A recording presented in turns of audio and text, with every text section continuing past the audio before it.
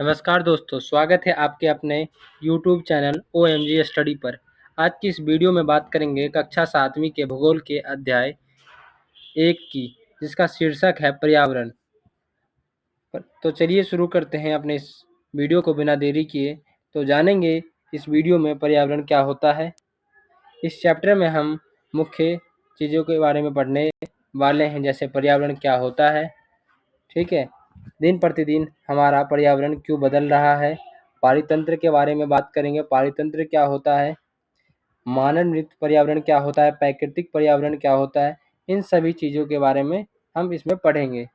जैविक पर्यावरण, अजैविक, ठीक है, जीवीय अजैवीय की बात करेंगे।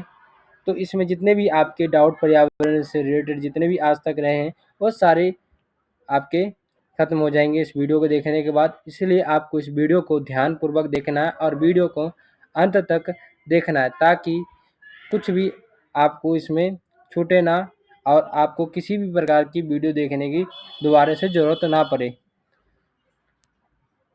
तो चलिए शुरू करते हैं। शुरू करने से एक और इम्पोर्टेंट बात मैं बता दूं, ये वीडियो तो उन बच्चों के लिए है ही जो अभी वर्तमान में 7th स्टैंडर्ड में है, उनके लिए ख़ास तौर पर ये वीडियो है। लेकिन ये वीडियो उनके लिए भी है जो ज्योग्राफी से ज़्यादा रुचि रखते हैं, भूगोल से ज़्यादा रुचि रखते हैं, ठीक है। उनके लिए ये वीडियो कारगर साबित होने वाली है। पर्यावरण से जितने भी आज तक जितने भी डाउट है, ठीक है, जितने भी सवाल आपके दिमाग में चलते होंगे, वो सभी आज के इस वीडियो में आपके ख़त्म हो जाएंगे। तो इस वीडियो को अपने दोस्तों के साथ शेयर करिए, ठीक है। तो इस वीडियो को शुरू करते हैं, ठीक है। लंबी छुट्टियों के बाद जब रवि स्कूल जा रहा था, तो आपको शुरू में कहानी के माध्यम से, तो इसके अंदर आपको एक कहानी के माध्यम से तो बताया जा रहा है कि पर्यावरण क्या होता है। इसमें एक स्कूल का एक विद्यार्थी होता है रवि, जो जानने का प्रयास करता है पर्यावरण क्या होता है। तो शुरू करते हैं अपने इस कहानी के माध्यम से, ठीक है। क्या बताया जा रहा है, लंबी छुट्टियों के बाद आप सबकी अभी छुट्टियां चल रही होगी गर्मियों की, ठीक है। और उन बच्चों को मैं कहना चाहता हूँ, अभी आप छुट्टियों के मज़े तो ले रहे हो और साथ साथ में आप अपने लिए अपनी पढ़ाई के लिए 1-2 घंटा, कम से कम 2 घंटा आप अपने पढ़ाई के लिए निकालिए, ठीक है। ताकि आप जब स्कूल खुले तो आपको अचानक जब आपकी मैडम पढ़ाना शुरू करे तो आपका दिमाग सिर्फ ब्लैंक ना रहे, आप कुछ पढ़ के जाए गर्मियों की छुट्टियों में, ठीक है। तो आप सब इस वीडियो को ध्यानपूर्वक देखिए, ताकि आपकी स्कूल की मैडम जब आपकी क्लास में पूछे पर्यावरण के बारे में, किसी भी प्रकार का सवाल करे, आप उसका जवाब दे सको। लंबी छुट्टियों के बाद जब रवि स्कूल जा रहा था, तब उसने देखा उसके स्कूल के निकट एक खेल के मैदान में खुदाई हो गई थी। वहीं एक मैदान उनके खेलने के लिए वहाँ पर था। लोगों ने बताया कि उनके अनेक फ्लैट वाली एक बड़ी इमारत बनेगी।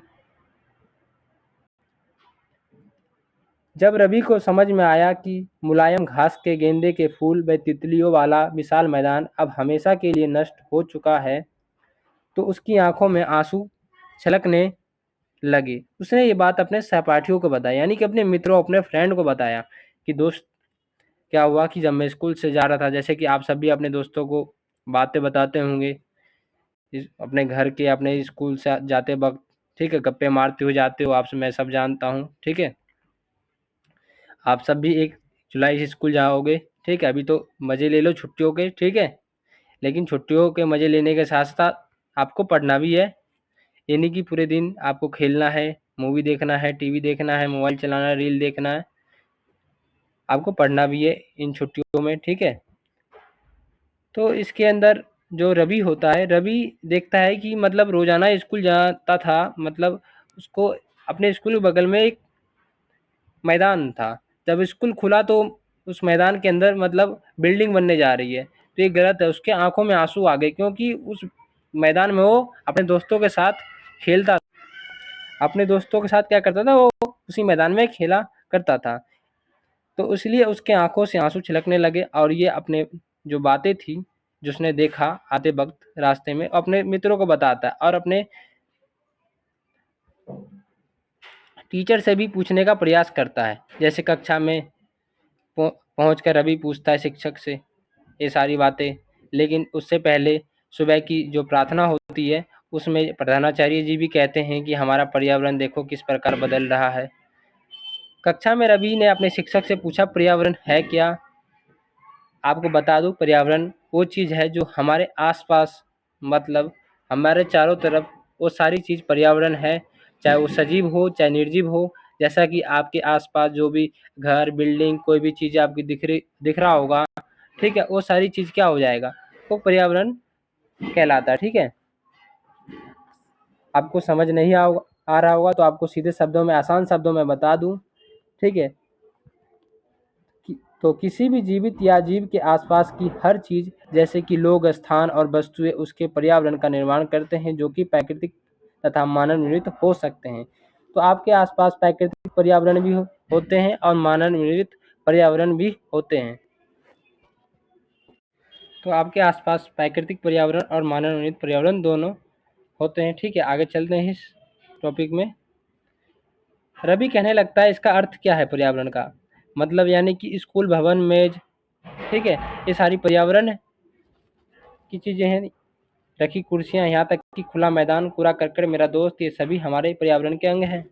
शिक्षक बोलती है, जी हाँ, लेकिन जरा रुको, कुछ वस्तुओं का निर्माण प्रकृति ने किया है, जैसे पर्वत, नदियाँ, पेड़, प्राणी, जबकि अन्य निर्माण मानव ने किया है, जैसे सड़क, कार, कपड़े, किताब आदि। अब दो छात्र मिलकर कार्य कीजिए। आप सभी अभी गर्मियों की छुट्टियों में मजे ले रहे होंगे, ठीक है, और मजे लेने के साथ साथ आपको मैं भी होमवर्क देता हूँ कि आप भी एक, मतलब अपना नोटबुक निकालिए, ठीक है, जो भी, ठीक है, उसमें आप एक तरफ प्राकृतिक पर्यावरण की चीज़ें लिखिए, जो मतलब मानव निर्मित की चीज़ें एक तरफ प्राकृतिक, ठीक है, मानव निर्मित के द्वारा कौन कौन सी वस्तुएं होती है उसकी सूची बनाइए, एक तरफ प्राकृतिक सूची बनाइए। ठीक है, इतना सा काम आपको करना है। तो आगे चलते हैं। रवि और परमजीत, मुस्तफ़ा, आशा सभी इस सूची बनाने के लिए उत्सुक रहते हैं कि इकबाल ने पूछा, हमारा पर्यावरण बदल क्यों रहा है? इसका भी जवाब मैं आगे बताता हूँ, पर्यावरण क्यों बदल रहा है। शिक्षक ने उत्तर दिया, जैसा कि जरूरतें के कारण हमारा दिन प्रतिदिन ये बढ़ती जा रही है। पर्यावरण बदलने का मुख्य कारण हम ही हैं और हमारी ज़रूरत है। ज़रूरत इस प्रकार से है कि हम अपनी ज़रूरतों के हिसाब से ज़्यादा अधिक संसाधन का उपयोग करने लग गए हैं, अधिक पर्यावरण को नुकसान पहुंचाने लग गए अपने लाभों के लिए हम, ठीक है, अधिक संसाधन का उपयोग करने लगे। जैसे कि आज तुम देखते होंगे, पहले के, आज से 40-30 साल पहले कितना पेड़ पौधे हुआ करते थे, ठीक है, जंगल वंगल होते थे। अपने दादा से पूछिए, अपने पापा जी से पूछिए, तो मतलब इतनी गर्मी भी नहीं हुआ करती थी। जलवायु आज कितना, मतलब परिवर्तन आप देखते होंगे, ठीक है, टेम्परेचर दिन प्रतिदिन कितना बढ़ रहा है। तो हम अपनी ज़रूरतों के हिसाब से बिल्डिंग बना रहे हैं, ठीक है, पेड़ को काट रहे हैं, तो ये सब क्या है? तो हम अपने पर्यावरण को हम ही नुकसान पहुंचा रहे हैं। नुकसान पहुंचाने का मुख्य कारण हम हैं और इसे हमको ही सुधारना पड़ेगा। ठीक है, तो आगे बढ़ते हैं। इस बुक के अंदर भी आपको दिखाया गया है, ठीक है, बढ़िया तरीके से। पर्यावरण के दो घटक होते हैं, आपसे अगर पूछ ले तो एक होता है प्राकृतिक पर्यावरण, एक होता है मानव निर्मित पर्यावरण। इसके उदाहरण आप देख सकते हो। प्राकृतिक पर्यावरण के स्थल मंडल के अंदर आपके पेड़ पौधे आ सकते हैं, पहाड़, नदियाँ, ठीक है। वायुमंडल में हवा, ठीक है, ऑक्सीजन वगैरह, कार्बन डाइऑक्साइड। वहीं आप देखोगे जलमंडल में मछलियाँ वगैरह। और इधर आप देखोगे दूसरा, पर्यावरण के दूसरे घटक यानी मानव निर्मित में, इसमें आपको क्या देखने को मिलेगा? इसमें आपको देखने को मिलेगा इमारतें, पार्क, पुल, ये सब किसने बनाया? मानव ने बनाया, इसलिए मानव निर्मित पर्यावरण कहलाएगा।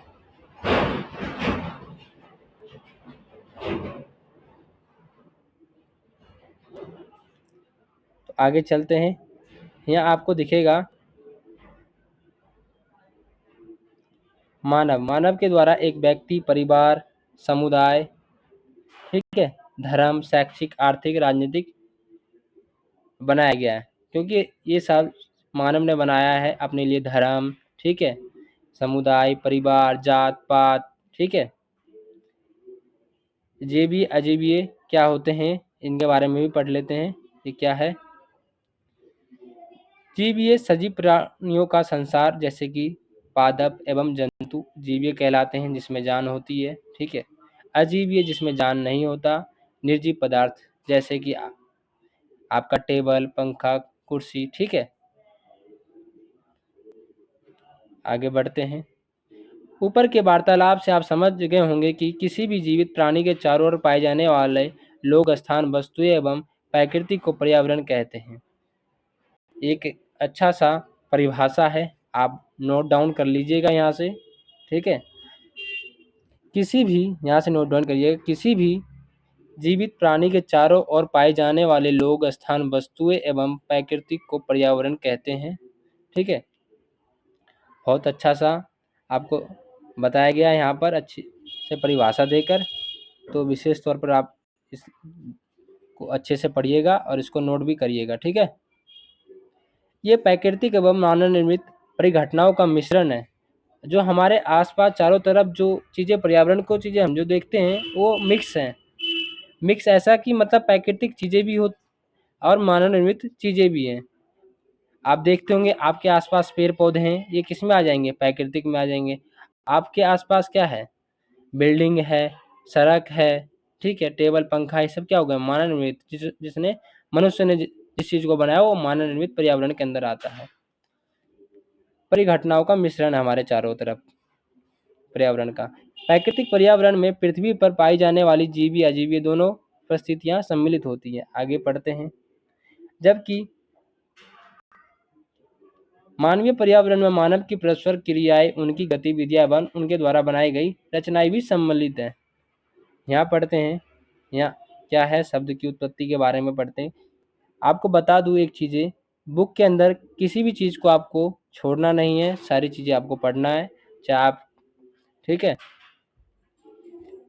तो यहाँ पे आपको क्या बताया गया? पर्यावरण यानी कि एनवायरमेंट, अंग्रेजी में कहते हैं इसको एनवायरमेंट। शब्द की उत्पत्ति फ्रेंच शब्द से हुई है। ठीक है। फ्रेंच शब्द एनवायरोनेर। ठीक है। एनवायरोनेर यानी कि से हुई है, जिसका अर्थ है पड़ोस। हम इसको अंग्रेजी में एनवायरमेंट भी कहते हैं, पर्यावरण को। प्राकृतिक पर्यावरण के बारे में पढ़ते हैं। प्राकृतिक पर्यावरण सबसे इम्पोर्टेंट है, आपसे यहाँ से सवाल भी बनता है, इसलिए आपको इसको ध्यान से पढ़ना है, इस टॉपिक को। प्राकृतिक पर्यावरण क्या होता है, बिल्कुल आसान तरीके से मैं आपको पढ़ाऊँगा। प्राकृतिक पर्यावरण भूमि, जल, वायु, पेड़ पौधे, जीव जंतु मिलकर प्राकृतिक पर्यावरण बनाते हैं। ठीक है। स्थल मंडल, जल मंडल, वायुमंडल और जैव मंडल से आप पहले ही परिचित होंगे। आपको मैंने बताया स्थल मंडल यानी कि भूमि, भूमि पे मतलब जो स्थित चीज़ें हैं, पहाड़, नदियाँ, ये सब। जल मंडल में मछलियाँ। ठीक है। वायुमंडल में जो गैस हैं, हम कार्बन डाइऑक्साइड, ऑक्सीजन, नाइट्रोजन, ये सारी चीज़ें आ जाएगी। तो आगे हम इनके संबंध में कुछ तथ्यों की जानकारी प्राप्त करते हैं। पृथ्वी की ठोस पार्वती कठोर ऊपरी परत को स्थल मंडल कहते हैं। आपको एक एक चीज़ों के बारे में यहाँ बताया गया। ठीक है। तो आपको विशेष तौर पर इसको ध्यान से पढ़ना है। ठीक है। इस लाइन को, पृथ्वी की ठोस परपटी यानी कि कठोर ऊपरी परत को स्थल मंडल कहते हैं। यहाँ चट्टाने व खनिज से बना होता है एवं मिट्टी की पतली परत से ढका होता है। ये पहाड़, पठार, मैदान, घाटी आदि जैसी विभिन्न स्थल कृतियों वाला विषम धरातल होता है। ये स्थल कृतियों महाद्वीपों के अलावा महासागर की सतह पर भी पाई जाती है।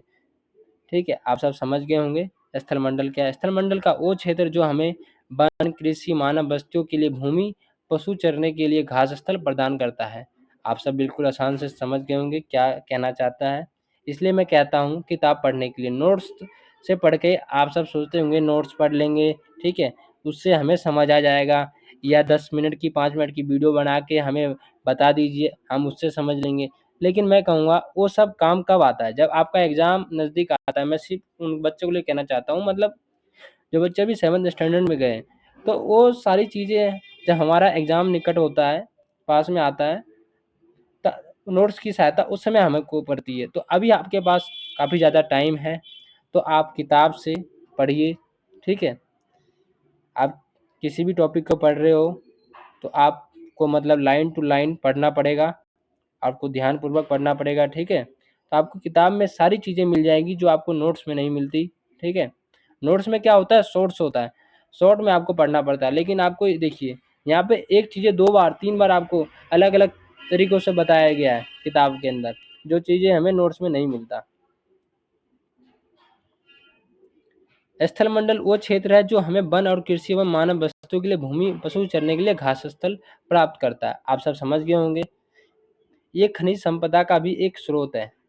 यहाँ आपको एक बिल्कुल बढ़िया सा इमेज आप देख सकते हो कि कितना बढ़िया सा आपको समझाया गया है।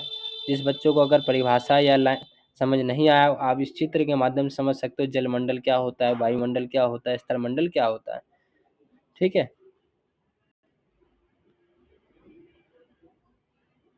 जल के क्षेत्र को जलमंडल कहते हैं, बिल्कुल आसान सी बात है। और ये जल के विभिन्न स्रोतों जैसे कि नदी, झील, समुद्र, महासागर आदि जैसे विभिन्न जलाशयों से मिलकर बनता है और ये सभी प्राणियों के लिए आवश्यक है। पृथ्वी के चारों ओर फैली वायु की पतली परत को वायुमंडल कहते हैं, जिसके अंदर बहुत सारी गैसेज होती है, जैसे कि ऑक्सीजन, कार्बन डाइऑक्साइड, नाइट्रोजन, ठीक है। पृथ्वी के गुरुत्वाकर्षण बल अपने चारों ओर वायुमंडल को थामे रखता है। पता है ना आपको गुरुत्वाकर्षण के बल के बारे में? नहीं पता है तो आपको एक सेपरेट वीडियो बनाऊंगा मैं इसके लिए, ठीक है। वैसे ही आप साइंस में इसको पढ़ोगे गुरुत्वाकर्षण बल क्या होता है, ठीक है। पृथ्वी के गुरुत्वाकर्षण बल के चक्कर में मतलब सारी चीज़ें मतलब थामे रखा हुआ है, ठीक है। जैसे कि गुरुत्वाकर्षण बल का ये समझिए कि आपको एक उदाहरण से समझाता हूँ। आप अपना पेन फेंकिए हवा में तो पेन नीचे आ जाएगा, किसके कारण? क्योंकि जो धरती की मतलब वो क्या करिए पृथ्वी अपने और खींचती है गुरुत्वाकर्षण बल में, ऊपर फेंका हुआ चीज़ नीचे आ जाता है, क्या गुरुत्वाकर्षण बल लग रहा है उसके अंदर, जो ऊपर से चीज़ें नीचे आ जाए। ये सूर्य की झुलसने वाली गर्मी एक हानिकारक किरणें से हमारी रक्षा करता है। जो हमारे पृथ्वी पे जो चारों तरफ पतली वायुमंडल की जो चादर चढ़ी हुई है ना, ठीक है, ये हमको मतलब एक तरह से विशेष सुरक्षा प्रदान करता है, जिससे जैसे कि सूर्य से डायरेक्ट जो हमको मतलब रोशनी आती है ना, वो अपने से होकर गुजारती है और हम पर पड़ने देती है। अगर हम पे डायरेक्ट अगर सूर्य की रोशनी अगर पड़े ना, तो हमें कई सारी चीज़ों से का दिक्कत का सामना करना पड़ जाएगा। जैसे कि आप सब देख सकते हो कि मतलब फुंसी वगैरह, स्किन की जितनी भी परेशानियाँ वो हो सकती है। तो इसीलिए हमारे वायुमंडल में एक गैस है, गैस का एक मतलब समझ लो एक तरह से मतलब क्या पतली सी परत चढ़ी हुई है वायुमंडल में अपने, उसको कहते हैं ओजोन, ओजोन गैस, ओजोन परत, ठीक है। तो उसके ज़रिए जो सूरज की रोशनी है वो हमें रक्षा करती है। इसमें कई प्रकार की गैस, धूल कण, जल वाष्प उपस्थित रहते हैं। वायुमंडल में परिवर्तन से मौसम और जलवायु में परिवर्तन होता है, ठीक है। पादप और जीव जंतु मिलकर जैव मंडल या सजीव संसार का निर्माण करते हैं। आप सब समझ गए होंगे जैव मंडल क्या है, ठीक है। जैव मंडल जिसके अंदर पादप और जीव जंतु मिलकर एक एक अच्छा सा बढ़िया सा सजीव संसार बसाते हैं। सजीव यानी कि जिसमें जान होता है, ठीक है, उसे जैव मंडल कहते हैं। पृथ्वी का ये संकीर्ण क्षेत्र जहाँ स्थल, जल, वायु मिलकर जीवन को संभव बनाते हैं। इस चैप्टर का मुख्य चीज़ें आ गई आपके साथ। पारितंत्र विशेष तौर पे आपके पेपर में आपको मतलब पूछा जाएगा यहाँ से, इसलिए आपको बिल्कुल ध्यान से देखना। पारितंत्र सीधा ही क्वेश्चन आपके मतलब एग्जाम में पूछता है, पारितंत्र होता क्या है। आज आपका सबका डाउट क्लियर कर दूंगा, ठीक है। पारितंत्र के बारे में इसको एक कहानी के माध्यम से बताया गया है, तो मैं आपको कहानी भी बता देता हूँ क्या है इस चैप्टर में, कैसे बताया जा रहा है। रवि की कक्षा में एनसीसी कैंप में जेएमसी ने आश्चर्य से कहा, कितनी मूसलाधार बारिश हो रही है, इससे मुझे अपना केरल याद आ गया है। तुमको सबको आकर देखना चाहिए कि कैसे हमारे भरे खेत या नारियल के बागानों में लगातार बारिश होती रहती है। तभी जैसलमेर, आप सबको समझ आ रहा होगा मैं क्या बोल रहा हूँ, ठीक है। तभी जैसलमेर, जैसलमेर बताओ बच्चे मुझे कमेंट में, जैसलमेर है कहाँ, ठीक है। जैसलमेर में रहने वाला हीरा ने आश्चर्य से कहा कि हमारा यहाँ वर्षा होती ही नहीं है, हमारे यहाँ वर्षा ही नहीं होती है। हमें दूर दूर तक केवल कीकर रेत नज़र आती है, लेकिन वहाँ ऊँट भी तो मिलते हैं, रवि ने कहा। आप सब समझ गए होंगे जैसलमेर कहाँ पर है। राजस्थान की बात कर रहे हैं, राजस्थान का एक ज़िला है जैसलमेर, ठीक है। तो वहाँ का एक स्टूडेंट कहता है कि वहाँ पर हमारे यहाँ बारिश नहीं होती, ठीक है, क्योंकि वहाँ रेगिस्तान है। इतना मतलब टेम्परेचर हाई रहता है कि मतलब आपको रेत के अलावा, कंकीर के अलावा, कीकर के अलावा, कैक्टस के पौधे के अलावा और कुछ नहीं मिलेगा, और एक ऊँट के अलावा, ठीक है। दूर दूर तक आपको सिर्फ रेत ही रेत मिलेगा। अरबी कहता है, उसी बात पे बोलता है, वहाँ ऊँट भी तो मिलते हैं। तो ये सारी चीज़ें, हीरा ने कहा, ऊँट तो मिलेंगे ही, जब तुम हमारे रेगिस्तान में आओगे तो तुम्हें सांप छिपकली अनेक कीट भी देखने को मिलेगा, ठीक है। रवि हैरत में पड़ गया। विभिन्न स्थानों पर पाए जाने वाला जीव जंतु, वनस्पति, लोगों के रहन सहन के तरीके से इतने भिन्न क्यों हैं? क्या सभी का एक दूसरे के साथ संबंध है? बिल्कुल, बहुत संबंध है, शिक्षक ने कहा, टीचर ने कहा। सभी पेड़ पौधे, जीव जंतु, मानव अपने आसपास के पर्यावरण पर आश्रित होते हैं। आप सब समझ गए होंगे इस लाइन को। नहीं समझ पा रहे होंगे तो मैं दोबारा से बता दूं। जितने भी पेड़ पौधे हैं या जीव जंतु हैं, मानव हैं, हम हैं, अपने आसपास के पर्यावरण पर ही आश्रित रहते हैं, ठीक है। आज हमें किसी प्रकार की ज़रूरत पड़ती है, हमारे मतलब जैसे कि हमें टेबल बनाना हो, ठीक है, तो हम पेड़ को काटते हैं, पेड़ को काट के उसकी लकड़ी का हम क्या बनाते हैं, बेंच बनाते हैं, कुर्सी बनाते हैं। तो हम अपने डिपेंड है, अपने पर्यावरण पे डिपेंड है। तो प्राय एक दूसरे पर आश्रित हैं। जीवधारियों की आपसी एवं अपने आसपास के पर्यावरण के बीच का संबंध ही परितंत्र का निर्माण करता है। परितंत्र से आश्रय उस तंत्र से है जिसमें सभी पेड़ पौधे, जीव जंतु एवं मानव अपने आसपास के पर्यावरण पर एक दूसरे को आश्रित रहते हैं। सीधी बात में बताऊं आपको, पारितंत्र होता क्या? पारितंत्र के अंदर सभी जितने भी सजीव, जो मतलब जिनके अंदर जीवन है, ठीक है, पेड़ पौधे, जीव जंतु, मानव, जो अपने आसपास के पर्यावरण के एक दूसरे पर आश्रित होते हैं, वो सभी जीवधारियों को इसी आपसी और अपने आसपास के पर्यावरण के बीच संबंध को ही पारितंत्र कहते हैं, ठीक है। आप इसको नोट डाउन जरूर कर लीजिएगा, क्योंकि आपके क्वेश्चन सीधा पूछता है आपके पेपर में, पारितंत्र से आप क्या समझते हो। तो आप सब समझ गए होंगे। अधिक वर्षा वाले वन, घास स्थल, रेगिस्तान, पर्वत, झील, नदी, महासागर, छोटे से ताल का भी एक पारितंत्र हो सकता है। क्या आपको लगता है जिस पार्क में रवि उसके मित्र खेलते हैं वो भी एक पारितंत्र बनाता है? मानवीय पर्यावरण, ये टॉपिक भी आपके लिए बहुत ज़्यादा खास रहने वाला है। मानवीय पर्यावरण क्या होता है, तो इसको भी हम पढ़ेंगे। मानव अपने पर्यावरण के साथ पारस्परिक क्रिया करता है, उसमें अपनी आवश्यकता अनुसार परिवर्तन करता है। प्रारंभिक मानव ने स्वयं की प्रकृति के अनुरूप बना लिया था। उनका जीवन सरल था और आसपास की प्रकृति से उनकी आवश्यकताएं पूरी हो जाती थी। समय के साथ साथ कई प्रकार की आवश्यकताएं बढ़ी। मानव ने पर्यावरण के उपयोग और उसके परिवर्तन करने के कई तरीके सीख लिए। उसने फसल उगाना सीख लिया। आप सब जब हिस्ट्री पढ़ते होंगे, या आप सब जब सिक्स क्लास में तो पढ़े होंगे ना हिस्ट्री, तो आपने शुरुआत देखा होगा किस प्रकार एक मानव जीवन का शुरुआत हुआ था, शुरू में आदि मानव से, ठीक है। और आज हम कहाँ तक पहुँच गए, मंगल तक पहुँच गए, ठीक है, मंगल ग्रह तक पहुँच गए। जहाँ तक हमें आग जलाना से शुरुआत करा था हमने, आज हम मंगल ग्रह तक पहुँच गए। आप देख सकते हो कितना विकास हुआ, मतलब क्या, कितना चेंजेस हुआ। चेंज कहते हैं इसको, ठीक है, समय के साथ चेंज हो गया, परिवर्तन हो गया।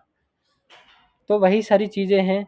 तो शुरुआत में हमारा जीवन कितना सरल था, जब आप हिस्ट्री पढ़ते हो, आज कितना हम ज़्यादा मतलब आधुनिक युग में आ चुके हैं। साथ ही कई प्रकार की आवश्यकता बढ़ी। मानव ने धीरे धीरे अपने पर्यावरण में उपयोग करने लगे, ठीक है, अलग अलग तरीके सीखा, फसल उगाना सीखा, पशु पालना सीखा, स्थायी जीवन बनाना सीखा। पहले हम क्या करते थे, पहले आदि मानव, आप कभी कई सारी मूवी भी है और आपने हिस्ट्री पढ़ा होगा, तो हमारा जीवन पहले आदि मानव का कैसा होता था कि मतलब आज एक एक स्थान पर, आज यहाँ पर है, इस पर यहाँ पे रह रहे हैं बहुत सारे आदि मानव, तो कल 2 दिन के बाद इधर चले जाएंगे, 3 दिन के बाद फिर इधर चले जाएंगे। मतलब एक स्थान को से दूसरे स्थान पर ही जाना मतलब समझते हैं। जैसे कि आज यहाँ खाना हमें हमारे लिए मिल गया, ठीक है, तो आज मिल गया तो कल इस जगह पे चलेंगे, तो इस जगह से फिर इस जगह, मतलब खाना की तलाश में, अपने भोजन की तलाश में एक जगह से दूसरी जगह भटकते रहते थे, ठीक है। स्थायी उनका किसी प्रकार का आवास नहीं था, लेकिन जब धीरे धीरे चेंजेस हुए, लोगों ने मतलब स्थायी जीवन जीना सीख लिया, ठीक है। फिर धीरे धीरे अपना मकान, अपना बिल्डिंग, ठीक है, बनाना शुरुआत कर दिया, ठीक है। वस्तु विनिमय पद्धति का विकास हुआ, उन्हीं की सबके बीच में वस्तु विनिमय का पद्धति का भी विकास हुआ। तो ये चीज़ें आपको हिस्ट्री में भी देखने को मिलेगा, ठीक है। वस्तु विनिमय पद्धति, ठीक है, बहुत ज़्यादा इम्पोर्टेंट होता है ये, ठीक है। ये जो ब्लैक कलर का है, वस्तु विनिमय पद्धति से आपका क्या समाधान है, आपका या क्या समझते हैं, ये सारी क्वेश्चन आपको मतलब पूछा जाएगा हिस्ट्री में भी, और आपको पता होना चाहिए। इस ऊपर ही आप देखोगे वस्तु विनिमय पद्धति वो वस्तुओं की अदला बदली का व्यापार होता है, जिसके अंदर धन का प्रयोग नहीं होता। आज जैसे कि आज हम किसी चीज़ को खरीदने के लिए धन का उपयोग करते हैं ना, तो ये वस्तु विनिमय पद्धति में इस तरह का नहीं होता है, ठीक है। इसके अंदर जैसे कि आपके पास अगर गेहूं है ना, और किसी के पास मक्का है, मक्का मतलब समझ रहे हो, मक्का, गेहूं है किसी के पास, मेरे पास गेहूं है, ठीक है, और किसी दूसरे पर्सन के पास क्या मक्का है।